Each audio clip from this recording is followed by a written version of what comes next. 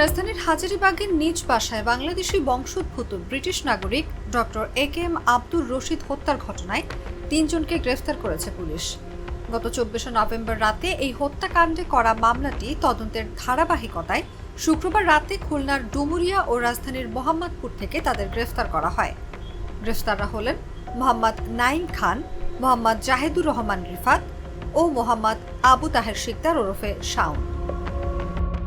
শনিবার DMP media সেন্টারে আয়োজিত এক সংবাদ সম্মেলনে পুলিশ জানায়, গ্রেফতার নাঈম ও রিফাত ওই বাসার সাবেক ভাড়াটিয়া, যারা ব্যবসার মূলধন জোগাড় এবং ভাড়া নিয়ে মালিকের সঙ্গে মনোমালিন্যের জেরে চুরি করতে গেলে এই খুনের ঘটনা ঘটে।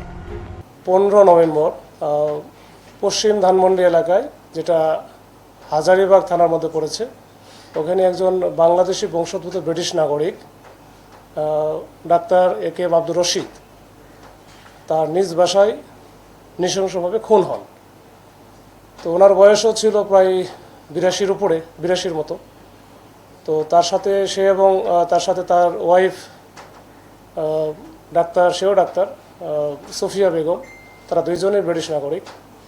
তারা মাঝে মাঝেই বাংলাদেশে আসতেন। তো বাংলাদেশে বেশ কিছু প্রপার্টি আছে, তারা মূলত থাকেন যুক্তরাজ্যেই।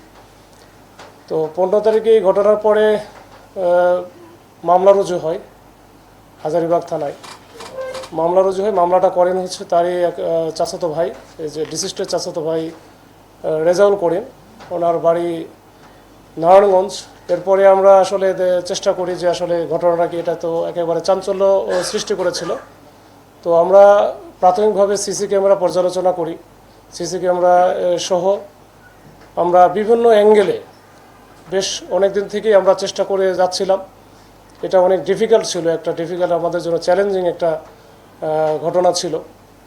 এরপরে আমরা সর্বশেষ এই মামলার আমরা তথ্য বা রহস্য উদ্ঘাটন করতে পারি এবং এই ঘটনার সাথে যে সিসি ক্যামেরায় আমরা 3 জনকে দেখেছিলাম, এই 3 জনকে আমরা আইডেন্টিফাই করে আমাদের একটা টিম গিয়েছিল খুলনার ডুমুরিয়া এলাকায়, যেখানে ওখান থেকে আমরা 2 জনকে গতকালকে ধরি।